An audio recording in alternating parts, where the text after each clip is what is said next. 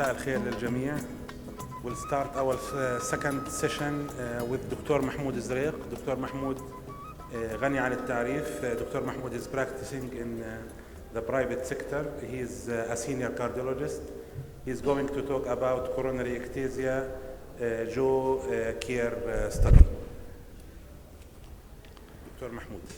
Thank you, Dr. Mundir, for the introduction. So, my talk today about coronary ectasia. By definition, coronary ectasia diffuse dilatation of at least 1.5 times of the adjacent normal segment. The prevalence or the incidence of coronary ectasia ranging from 0.1 to 5%. And in some area like India, it's about 11%. Left main coronary aneurysm is a rare, occurs in only 0.1% of population. And the most common site of coronary ectasia is right coronary artery, followed by LAD and circumflex. And there is risk of ruptures, thrombosis, embolism.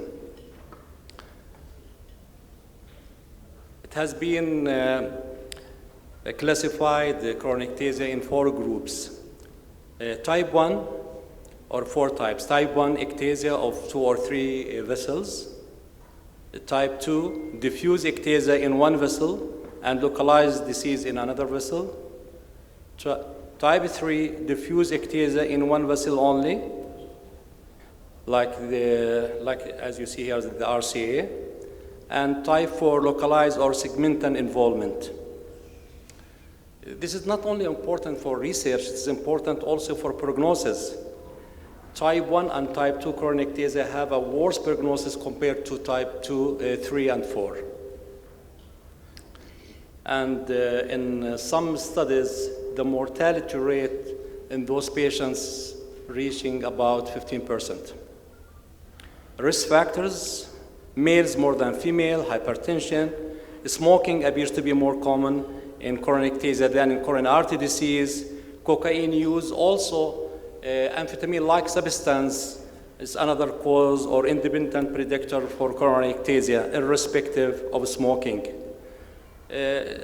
Actually, diabetes has a lower incidence of coronary ectasia. Maybe this is due to downregulation of matrix metaproteinase with a negative remodeling in response to atherosclerosis. Etiology. Most common cause atherosclerosis, in some studies up to 90% due to atherosclerosis. Kawasaki disease and congenital Kawasaki disease in pediatric age group, the most common cause, and other causes like mycotic and infectious septic emboli, connective tissue disease, arthritis, other causes for coronary ectasia. This is one of my patients who came to my clinic with recurrent attacks of chest pain. I did cath for him. He is 40-year-old, neither diabetic nor hypertensive, troponin negative, heavy smoker. And look at the LAD. It is very sluggish flow. Most probably the chest pain because of sluggish flow. So how would you manage? Aspirin, dual antiplatelet therapy, dual antiplatelet therapy with warfarin, dual antiplatelet therapy with NOAC, aspirin with NOAC. What is the best management for those patients? There is no clear answer. Why? Because there is no randomized clinical trials. All what we have, retrospective cohort trials, case reports, case series. So there is no consensus in the literature in terms of approach to coronary artery disease. But all patients, what they recommend, all patients with coronary ectasia should be on aspirin at least. This is a 36-year-old male patient. He presented with chest pain, hypertensive, smoker, neither diabetic nor hypertensive, troponin positive. He presented with acute coronary syndrome, non-ST elevations MI. Look at the circumflex. It's total. How would you manage? Well, I can عندي بالcath. I saw the circumflex is small and ectatic vessel. I decided to treat him with antiplatelet therapy and apixaban. And this is after 1 year management with antiplatelet therapy and apixaban. The flow was restored after 1 year. So if you look at the literature, there is few cases management coronary ectasia with NOAC. Few cases. It's less than 20 or 30, all the literature. So we presented Dr. Nail, this is another case. This is a patient who came with chest pain. He is diabetic, hypertensive. He presented with non-ST elevations MI. And if you look the LAD, circumflex, severe ectasia, actually there is thrombus in the LAD. And what we decided to treat him with dual antiplatelet therapy and glycoprotein 2B3A. Still he's having chest pain, and then we decided to go for surgery. This is another case. This was presented last year. Dr. Alshoubaki, you presented this case, right? This is a 55-year-old. He is diabetic, hypertensive. He presented with non-ST elevations MI, and there is a clot, big clot, and he was treated with dual antiplatelet therapy and apixaban, 5 milligrams twice daily, and this is after 3 months. The clot is gone. So we would like to present these two cases in JAC. This is another case, a 35-year-old male patient. He presented with atypical chest pain, neither diabetic nor hypertensive. Smoker, heavy smoker. Normal ECG, stress test positive. So what we have here, proximal LAD, severe or giant coronary aneurysm. How would you manage these cases? Definitely surgery. Which one of the following is contraindication in the presence of coronary ectasia? Beta blockers, calcium channel blockers, nitrates, aspirin, vaporidine. What do you think? Nitrates is contraindicated. You don't give it because it's more dilatation, it's more sluggish flow, more chest pain. It's not adiyani. It's absolutely contraindicated in this case. So if you look at the literature, this is a retrospective study which has published in atherosclerosis, thrombosis, and vascular biology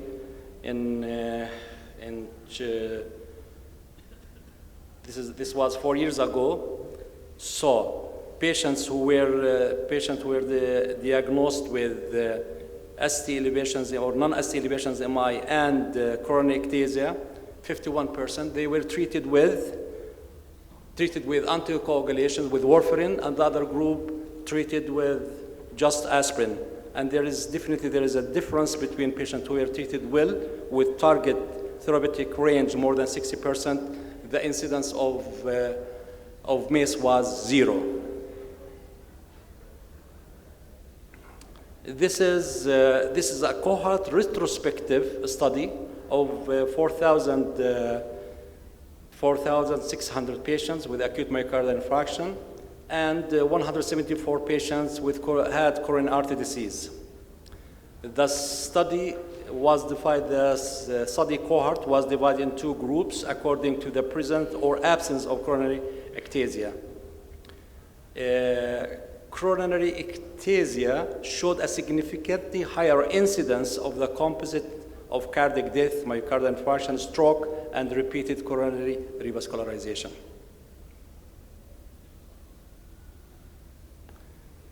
So this is a meta-analysis of 6 studies. No, this is a case report, a case series of 13 patients who were presented with acute coronary syndrome and coronary ectasia who were treated with anticoagulations. The study has shown that patients who were taking anticoagulations, mainly we are talking here with NOAC, were at lower risk of acute coronary syndrome recurrence. This is a meta-analysis of meta-analysis of coronary ectasia, more than 6 studies. The total patients was 340 patients, and the coronary ectasia group had higher nerve flow rate than non-coronary ectasia. And what about mortality? The coronary ectasia, there is no significant differences in cardiac death for ST elevations MI in patients with or without coronary ectasia. So it's comparable between two groups. Now we decided to do Jordanian coronary artery ectasia registry. This will be launched next year. So will be more than 20,000 cardiac cath will be involved with us.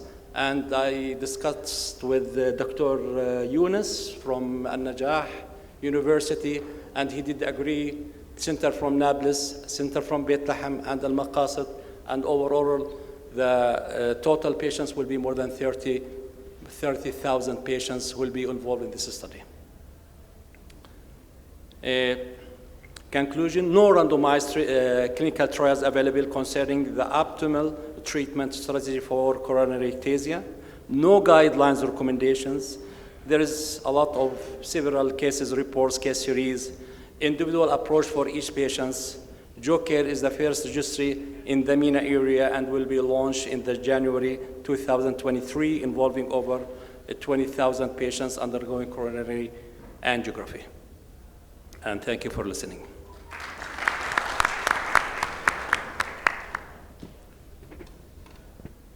Thank you, Dr.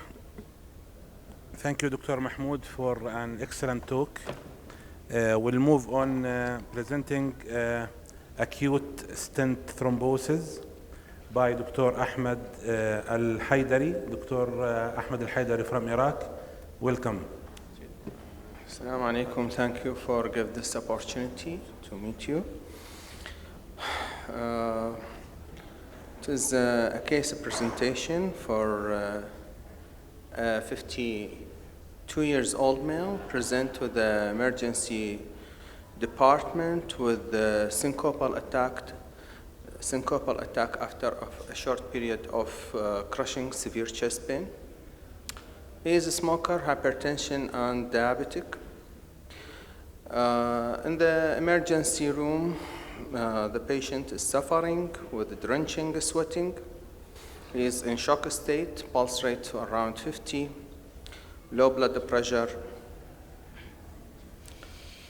The ECG show complete heart block in a rate of 50 with remarkable ST elevation in inferior segment and reciprocal ST depression in the chest lead. So this case represent our success, represent the two phases of the coin. It is represent our success in the time and our complication we may face it in the cath lab. So we keep the patient on oxygen in the emergency room with give him aspirin loading dose 300 milligram, ticagrelor ordered 180 milligram with enoxaparin and atorvastatin in high dose, and close observation with the oxygen and IV fluid, and send the patient for the cath lab urgently. In the cath lab, we keep close monitoring with oxygen and angiogram done for him with the femoral approach to show right coronary artery proximal total occlusion with non-significant left system. Non-significant disease except LAD mid-tubular intermediate lesion. This is the RCA. PCI to RCA, proximal total occlusion, is the decision and take a total time of 86 minutes from the onset of symptom to the balloon. Wire pass in the distal segment of the artery, and just tracking the distal the lesion, the distal landmark of the total occlusion appear clearly, and we decided to deploy a stent directly. It was 3 by 16, and TIMI-3 flow return back. But the angio show there is a proximal hazy, ugly lesion. It may be a dissection induced by the tip of the catheter, or it is a vulnerable lesion or plaque which is ulcerated and activated by force injection or tip of the guide catheter or the bypass of the stent across the lesion. So we fixed the proximal lesion, but unfortunately in the first stent, local thrombosis appear, local haziness. We decide it is an acute stent thrombosis and try to maintain the flow by prolonged balloon inflation, but still there is hazy in the stent, and multiple prolonged balloon inflation not resolve the problem, and the thrombus burden progress. Try to use aspiration catheter to decrease the thrombus load, and the result of invasive maneuver not encouraging, and expected risk of complete occlusion is high. So I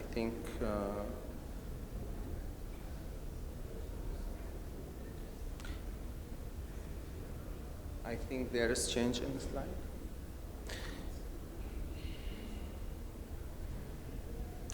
Okay, here we decide to use tirofiban in a standard dose, IV tirofiban. But the distal branch, where is the slide? Sorry. Yes, tirofiban used,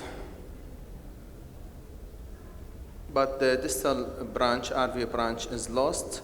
They negotiated by a balloon just tracking the lesion. On the left, this is the final result after tirofiban used and negotiation of the RV branch.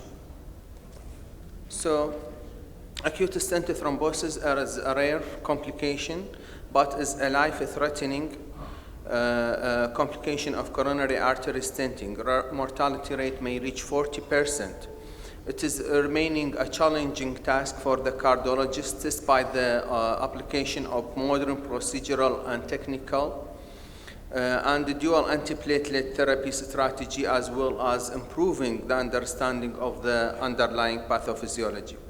In the setting of the primary PCI, the incidence rate go up tenfold, which is attributed to both patient and procedural factor.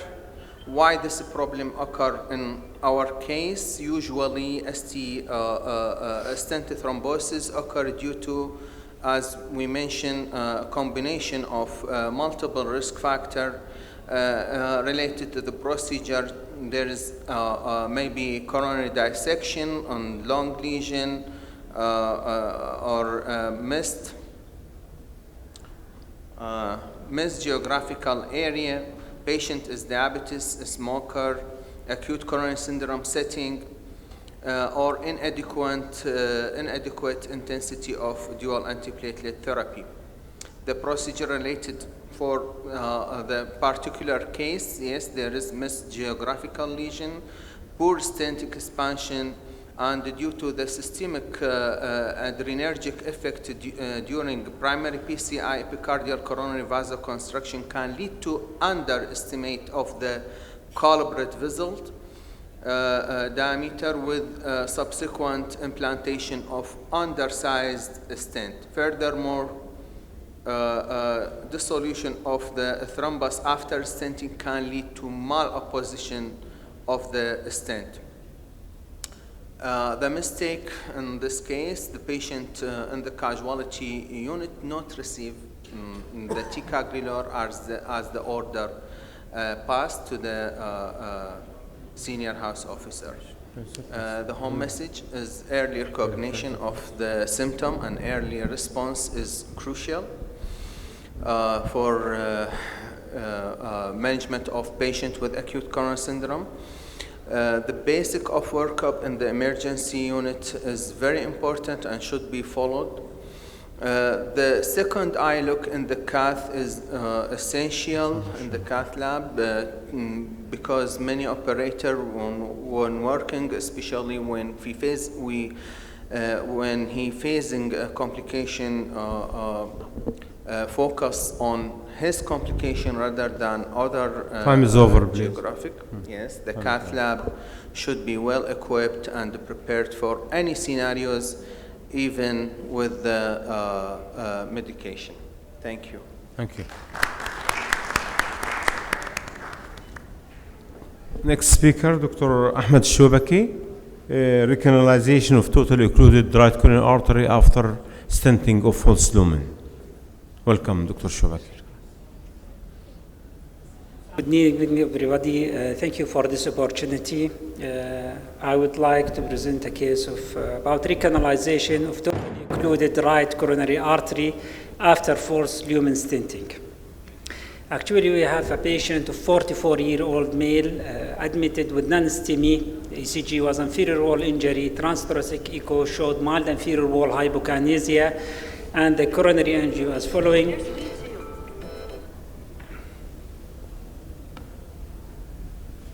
So this is the diagnostic test. As you see here, the right coronary is dominant with a complex severe disease with a thrombus in the middle of RCA.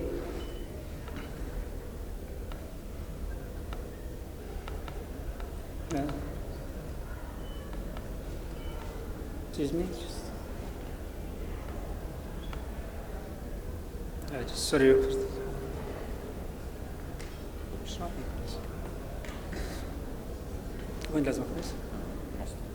Okay. And this is the second, as you see, it's very complex with thrombotic lesion in the middle of RCA. This is his left system, shows that bifurcation, severe disease in mid of LED involving the osteo diagonal.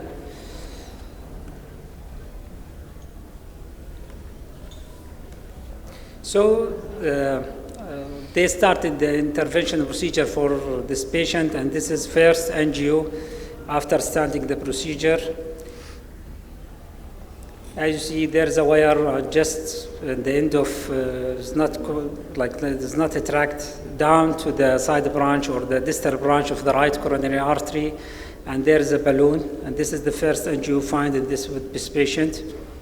As you see here, there's like filling defect or dissecting light lesion, and they consider it just a thrombus, shifts down, and they start putting stents. They balloon the area, and they put the first stent in the proximal right. Till now, they don't notice that their wire just in the false lumen distal vessel. These are the localization of the stent. Again, they put another stent in order to establish the distal flow.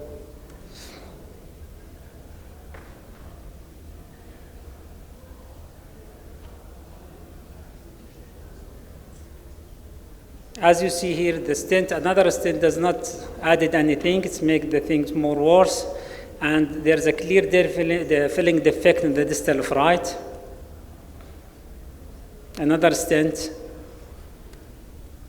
And again, as you see here, the wire just down, and there is nothing added. The artery continue occluded.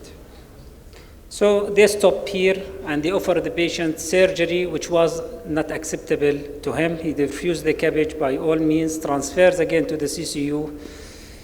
The procedure aborted after multiple stent deployment, and the operators offered the patient bypass surgery, which was unacceptable to him.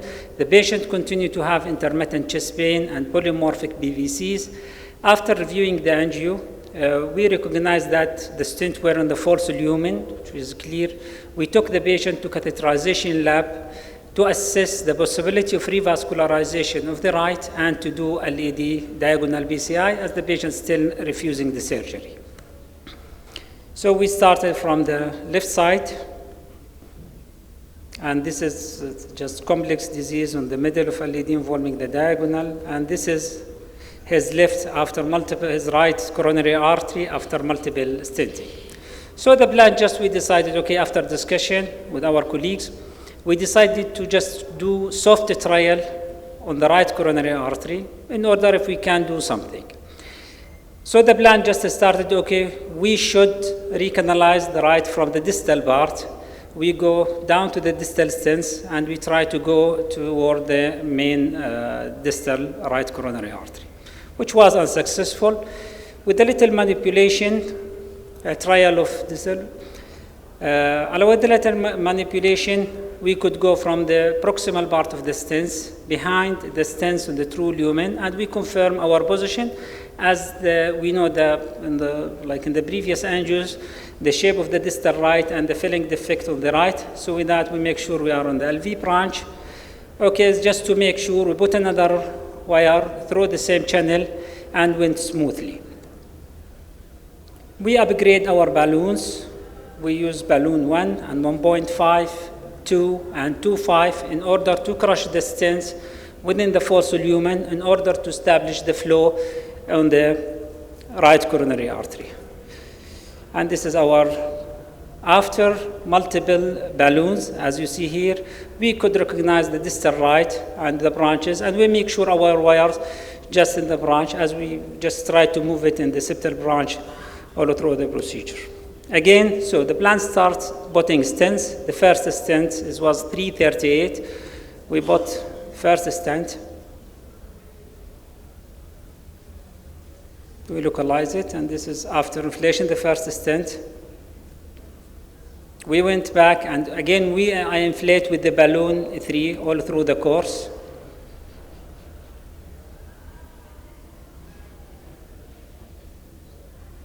Unfortunately, in that date, we don't have IVUS prop. Otherwise, it will make life easy, especially by crossing the proximal stents. Anyhow, we took another stent. We decided to stent all the lumen. As you see here, the stents, I would say, if you can localize the stent, crush the stent within the false lumen. Again, we inflate it. This is the stent. We took through again. And here we can localize that the area of the proximal part of the stent, we have the crushed stent, and the remnant part of the well-inflated stent against the wall, but I said it's much better if we can cover the whole part of the stent up to the ostium to make sure that no false lumen and no stent just left behind. Another stent, this is 4 diameter. I put another stent in the proximal part just to cover the whole area and to make sure that no false lumen.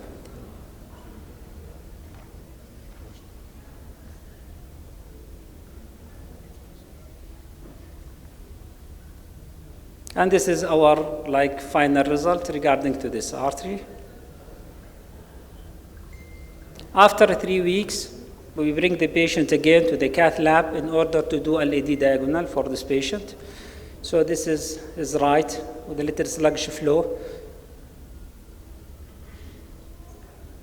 And we did decay crush for LED diagonal.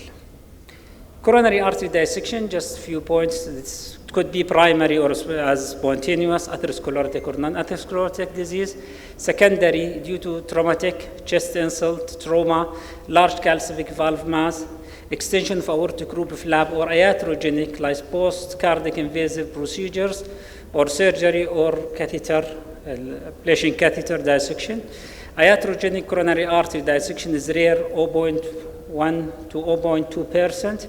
It carries high rate of mortality if left untreated and recognized. Learning point first, always you need to imaging result from the angiography must be read carefully, and confirming the true lumen before doing the PCI is important. It's essential to ensure that your guide wire in the true lumen before placing a stent in totally occlusive lesion. Otherwise, the stent placement will impair the distal coronary flow.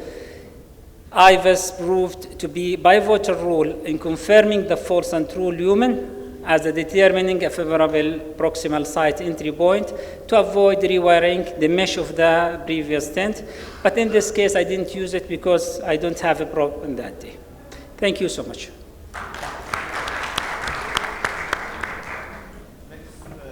السلام عليكم ورحمة الله. يعني هو بعد الحالات الحلوة آخر حالة هي راح نختم فيها. لا مش مشكلة ما تخافش. I will start my case. This is a 51 years old male patient presented with typical chest pain, smoker, no chronic medical illnesses, negative family history for coronary disease. ECG and echo was normal on the clinic. Kidney function test also normal. So we will go to our diagnostic cath. This is our diagnostic cath. We have a lesion on the LED, pre to bifurcation, for the bifurcation with a big diagonal.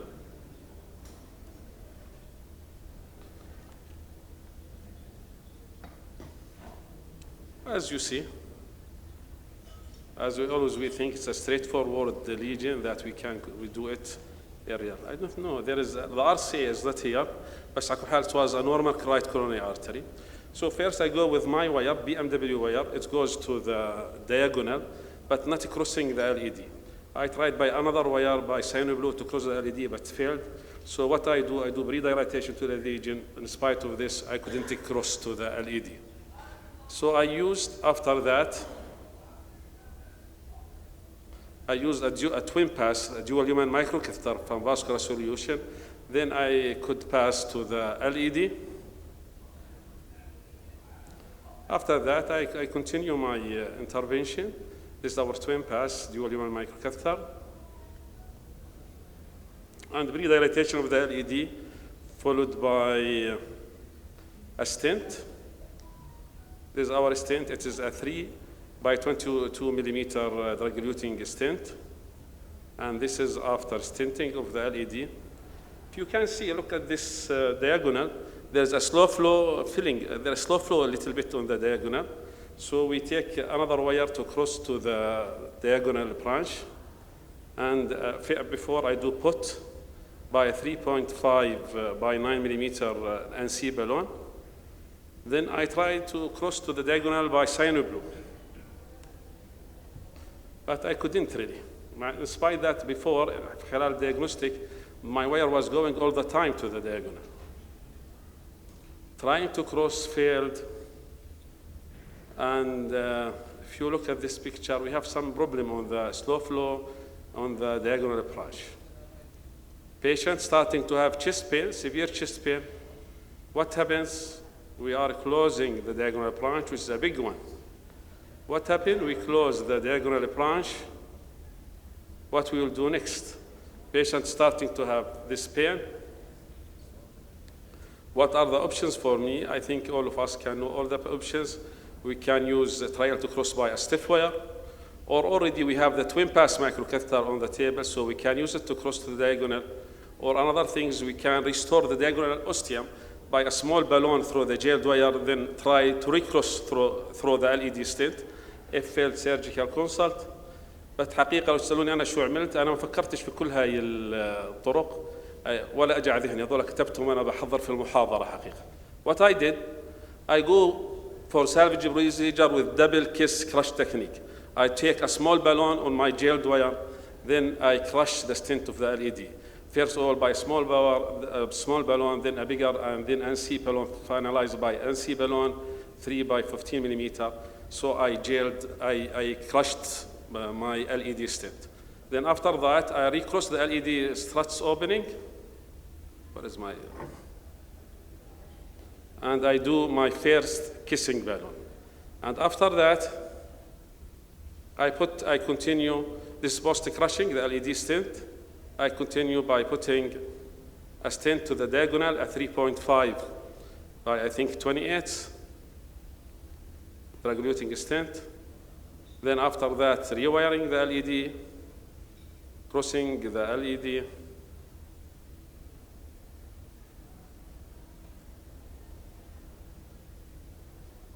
and after that, final put, then I do a kissing, second struts opening, the second kissing balloons, and this is our final results.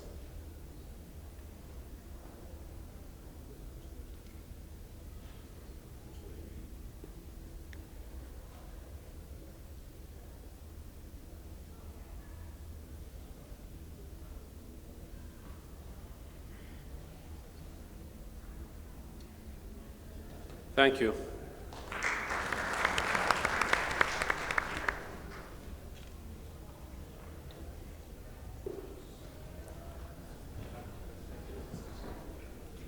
Thank you, Dr. Lubaba. Excellent case. Questions for our speakers, Dr. Mahmoud, Dr. Ahmed, Dr. Osama, and Lubaba. Yes, mics, please. Okay, please.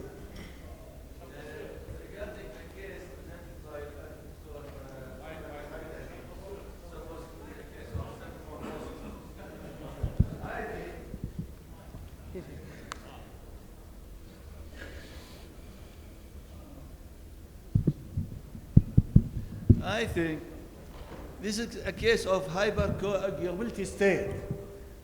To me, I face a case classically like this, a case of acute inferior MI on coronary angio revealed also total mid thrombotic lesion. I pass a wire, then pre-dilatation with balloon. The patient got relieved. He was happy. I was preparing to do stent deployment. Before I preparing the stent, he got severe chest pain, hypotension, shock, and shortness of breath. So I rapidly transfused by 1,000 pint of normal saline through the side arm of sheath. Then I did, after stabilization of blood pressure, I did reballooning again. I put a stent, and everything went smoothly. Of course, in successful PCI, all of us know that there is no need for both PCI and anticoagulation. Dual antiplatelet, that in this case, it is considered a case of hypercoagulability. We should put the patient for a few days or like enoxaparin or heparin in addition to dual antiplatelet therapy. I think there is no fault in the procedure. This is hypercoagulability state.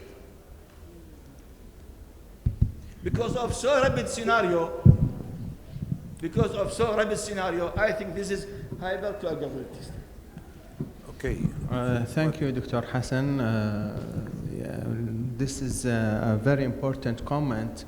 A lot of patients have hypercoagulable state, especially in the era of COVID. But in our particular case, we blame the deficient antiplatelet therapy, and we give tirofiban, which is a powerful antiplatelet agent, and everything is stable. Dr. Ahmed, sorry.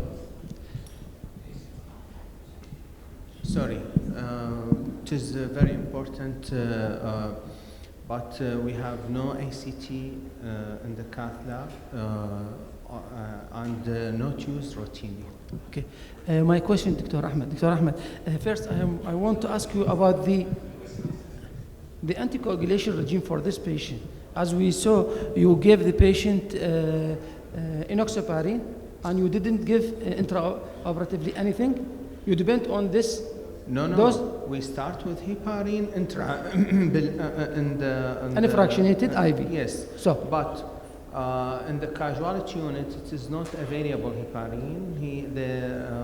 The senior house officer gave 6,000 enoxaparin. so and you give heparin? Yes. Large molecular weight. So this is argue against the suggestion of Dr. Hassan. The patient received 8,000 subcutaneous enoxaparin. At the same time, you gave Heparin, So 5,000. he received low molecular weight and large molecular weight at the same time. So the patient is excessively anticoagulated, even in the absence of the antiplatelet.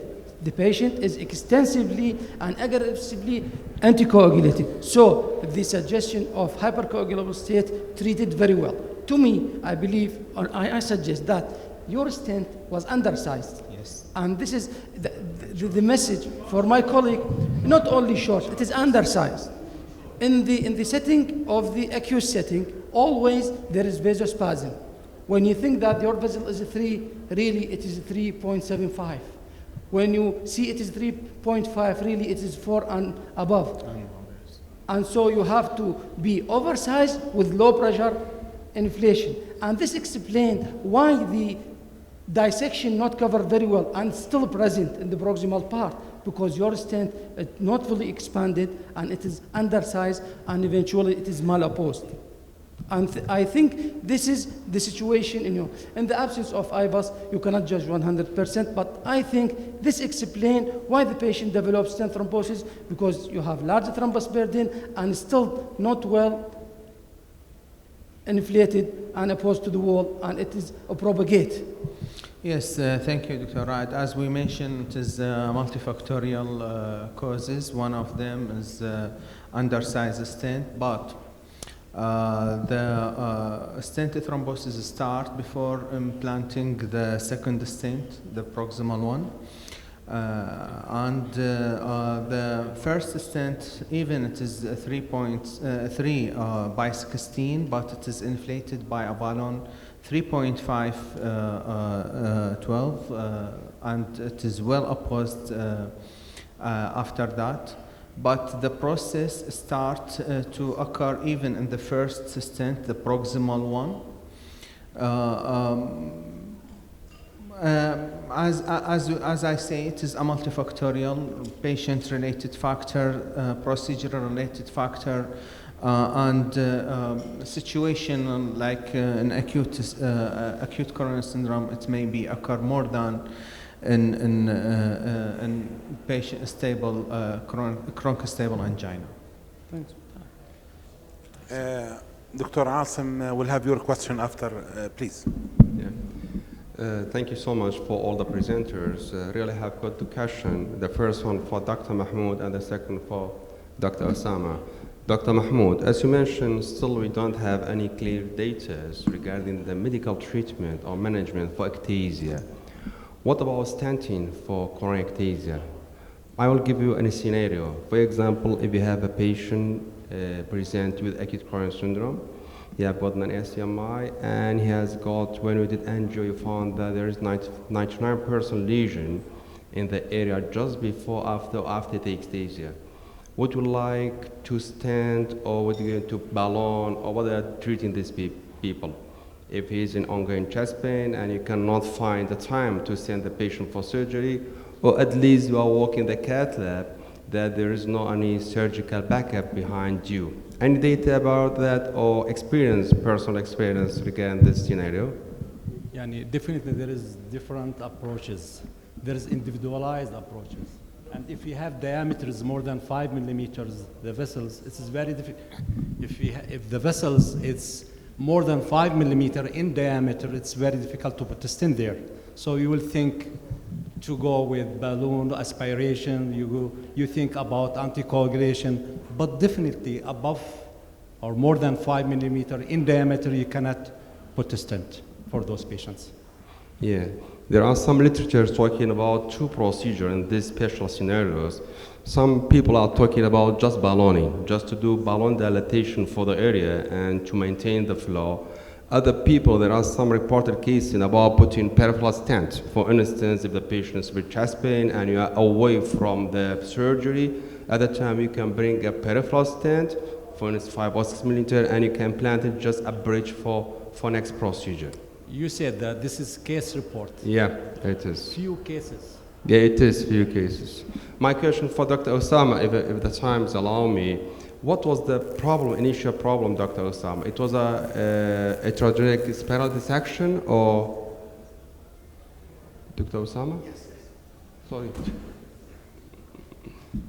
It was a dissection, it was a heterogenic spiral dissection.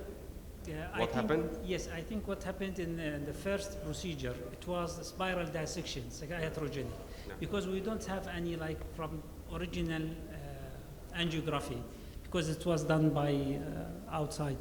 We don't know exactly what's happened in the first procedure. What we find in the CD, just only the wire and the wire and the balloon inside with a spiral dissection with type F dissection. Thank you very much. One of the tips and tricks in dealing with a spiral dissection is that you should try to stand from distally, because the bifurcation will stop spiral dissection. When we have got bifurcation, it will stop the dissection what have been happened spirally. Yeah. So it's better to start stenting from distally, just at the bifurcation and come into the ostium. Absolutely, what you mentioned is absolutely right. This is the tips and the tricks, and this is the rule what they should done. But unfortunately, what's happened exactly the opposite side. They started running from the proximal to the distal. And this is what happened with them. For this reason, they end with this bad result from the beginning. So when we start, if you see, even though our wire, we start also from the distal. Usually the most important tips and tricks regarding approaching the dissection, the first of all, you should use the soft wires. This is one thing. Second thing, you have to start stenting from the distal toward the proximal to recover all the flap. Thank you. You are welcome. Thank you. يعني أنا دكتور عاصم. comment للحيدري دكتور الحيدري. يعني the stent thrombosis in the cath lab, clots, big clots forming in the cath lab, most likely is due to inadequate anticoagulation plus minus dissection.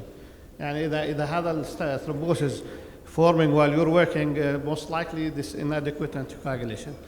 You give him Clexane to less than 2 hours, so did not reach the peak. يعني انت قلت البروسيجر من time لما فتحنا كل شيء 86 minutes. So your original Clexane did not work yet. يعني ما وصل البيك تبعه لأنه صاب Q. Now if you're using Clexane, we want to continue, you have to give in the cath lab بالستمي 0.3 milligram per kg IV. You rebolus IV with the Clexane. If you want to cross over to the heparin, then you have to give, you give him only 4,000 heparin. Yes. 4,000, يعني with already thrombus present there, most likely this is not sufficient. If you have ACT, fine, you will find your ACT probably low. If you don't have ACT, then you probably have to overdose him. The response to heparin is variable, very variable. And if you take Leo heparin and el B Brown heparin, you will find very big difference in the ACT. So nowadays, because we were working on a radial approach, we already overdosed them with 10,000 right away. We don't have problem with heparin. But until you went femoral, you gave him 4,000 heparin on top of low molecular weight Clexane that did not start working yet. So probably this is the cause of hyperacute stent thrombosis. Underexpanded, yes, it is underexpanded stent, but more clot was forming while you're working. So most likely there was inadequate anticoagulation. Yes, I agree with you, but our problem with the ACT is not available everywhere and not used in everywhere routinely. That's why we say our cath lab should be well prepared in this case. I remember one case like that, like this patient, they give heparin, but unfortunately the cannula was out and the heparin not working yet, and the stent thrombosis developed on the table. Yes, I absolutely agree with Dr. Qasim. Having hyperacute stent thrombosis almost always question your anticoagulant dose and your ACT. It's not my opinion per se, it's opinion of Colombo. Dr. Yes. Colombo is a famous intervention. Yes. When you have stent thrombosis in your cath lab, question your heparin dose or your anticoagulant dose. Dr. Ahmed, actually from the first look to the case you present, that the stent you use already short. Yes, and the it is lesion not sure. It is cover the lesion. It is cover the lesion, but yes, maybe the trained in a primary PCI. Yes, in a primary PCI, large thrombotic burden, to use long stent, direct stenting, and long stent for this lesion. This might be the issue, the main thing, because there is a lesion before it, and it yes, might be a dissection also. I saw that, but actually we use a direct stenting, long stenting in primary PCI. This one. Yes, it is a habit to use a direct stent, long stent for the area. But when we see a healthy area, it is not preferable, happy to some to type of use, availability of yes, the stent. to cover the whole area if it is healthy. But the proximal area, it was diseased, and we missed it from the first look. A short question for Dr. Mahmoud, my brother, Dr. Mahmoud. You mentioned about the mortality increase. Many registries say that the mortality, the causes of mortality in coronary ectasia. What is the cause of mortality in coronary ectasia? You didn't come across the cardiac arrhythmia. The patient with coronary ectasia, for me, in my experience, I saw a lot of patients, the main complaint, they are suffering from palpitation, SVT, VT, non-sustained VT, multiple ventricular ectopics. So many of the cardiac, significant coronary ectasia, they came with cardiac arrhythmia. This might be one of the causes. The presentation might be ischemia, and it's caused arrhythmia and heart failure presentation. In your experience and registry, you come across this, and what's about this? Please. I can start.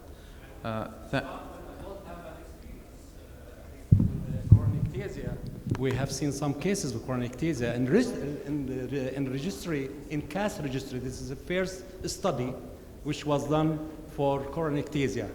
There was no significant comparison between coronary ectasia and non-coronary ectasia. But in the new registry, in 2020, 2021, in about 5,000 patients with angiography and 300 patients of those, they found that the incidence of coronary mortality in those patients increased. In all the literatures, there is the same, but this is the new literature said that there is mainly in type 1 and type 2 coronary ectasia, worse prognosis compared to type 3 and type 4. Unknown, could be MI, could be stroke, could be... My question to Dr. Mahmoud, what is the role of statin and ACE inhibitor in treatment of ectasia? Yeah, and can we give prophylactic amiodarone for this patient for arrhythmia? No, amiodarone, there is no evidence for amiodarone, but there is evidence for beta blockers, and there is evidence for statins in those, and ACE inhibitors, yeah.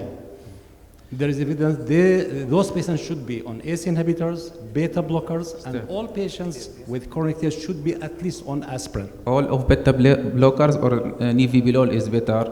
There is no study that's comparing nebivolol versus metoprolol versus bisoprolol. Another question for Dr. Ahmed. Do you use tirofiban intracoronary loading dose or IV? What about role of actylase? In this case, we can give actylase intracoronary small dose. Yes, it can be used. It can be used, and other colleagues use it successfully. But the available in the cath lab, it was tirofiban, and we use intravenously. Yes, but tirofiban. Ectasia can be used intracoronary. Tirofiban not mentioned intracoronary, it mentioned intravenously. But thrombolytic can be used. First of all, there is a point for the ectasia. There is a defect on the microvascular, and there is a problem for on the level of the microvascular in the ectasia. There is a problem for the arrhythmia for this reason. My question for Dr. Mahmoud, please. You said that you treat your patient with antiplatelet and apixaban. First, what are the dose of apixaban? Is the full dose 5 milligram twice daily or half dose? And what about rivaroxaban, especially that it's studied more for the coronary vascular? In my own practice, I prefer rivaroxaban 2.5 twice daily plus DAPT for 3 months. And after that, I taper it down for 1 antiplatelet and rivaroxaban. And this, is there a superiority for one over other? Thank you. احنا ليش بدنا نعمل كورونيك ectasia ريجستري حتى نشوف يعني احنا حاطين نمبر 20,000 مريض نعملهم انجيو حتى نطلع the incidence of coronary ectasia ونعملهم فولو اب prognosis wise لانه في اسئله كثيره ما في لها اجابات. هسا we did 3 cases in Jordan على الابيكسيبان 5 ملغ twice daily مع clopidogrel and aspirin follow up 3 months 6 months and 1 year.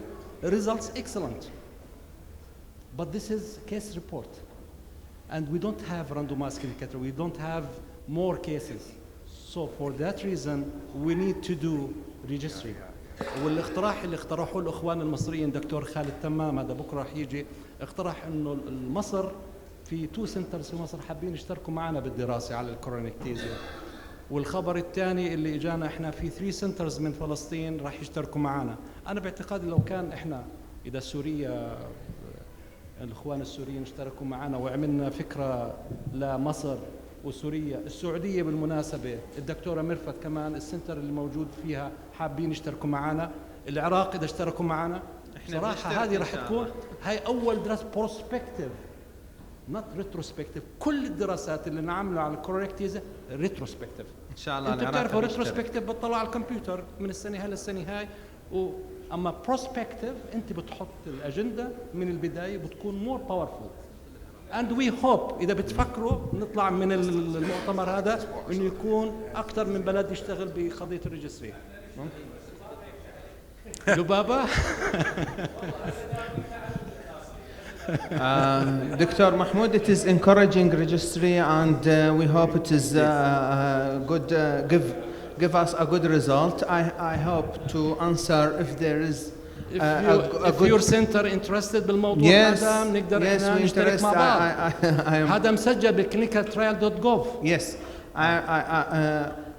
I hope it give an answer about if there is relationship between coronary ectasia and other peripheral ectasia Absolutely. that may see, and if there is a genetic correlation with specific I see some family have ectasia. We have a lot of patients with Bahjat disease, and yes. you know the Bahjat associated with aortic aneurysm, and some patients they have coronary ectasia. So yes. The incidence more than Western countries. Yes.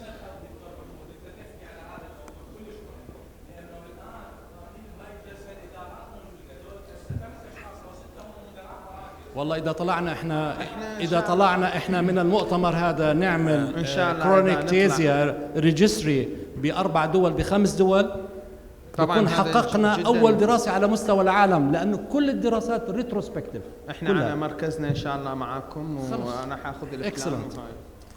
Okay, let's have a question. One statement regarding the correlation between COVID-19 infection, thrombotic event in COVID-19 and acute MI. During 23 months in my town, we did 320 cases of primary PCI, and the positive cases of COVID-19 was 84 cases. So there was so correlation between thrombotic event of COVID and acute MI, and this is our result. Thank you. دكتور جمال please. في سؤال للدكتور أحمد لو سمحت. دكتور أحمد الحيدري. Suppose you have a patient that you stented him and there is a need for emergency surgery. What's your approach in this regard? Do you stop, for example, dual antiplatelets therapy and replace them with heparin, for example, or integrelin, for example, or just continue with the dual antiplatelet therapy in this case? Yes, thank you. Do you mean the surgery, it is cabbage, vascular surgery, or other surgery? Any type of surgery except spinal cord or brain surgery. Yeah. Usually before we start, we ask the patient if he has a plan for next surgery like orthopedic or not. If he has a plan for surgery, we try to just do angioplasty as far as possible and to shorten the period of dual antiplatelet. But in acute coronary syndrome, it is just acute coronary syndrome need dual antiplatelet therapy to use at least for 12 months, as mentioned by the guideline. And it is then it is a balance between the risk of a stent thrombosis or the bleeding risk. In particular case, the patient in acute coronary syndrome, stent implantation with the risk of and with event of a stent thrombosis, we try to keep him on aggressive antiplatelet, ticagrelor and aspirin, with the advice to avoid or postpone the surgery as much as possible to complete 1 year of dual antiplatelet. What if you need urgent emergency surgery? Yes. Do you continue or do you give antiplatelets, for example, in this case, or just you have to continue with the dual antiplatelet therapy even in emergency? It is a difficult.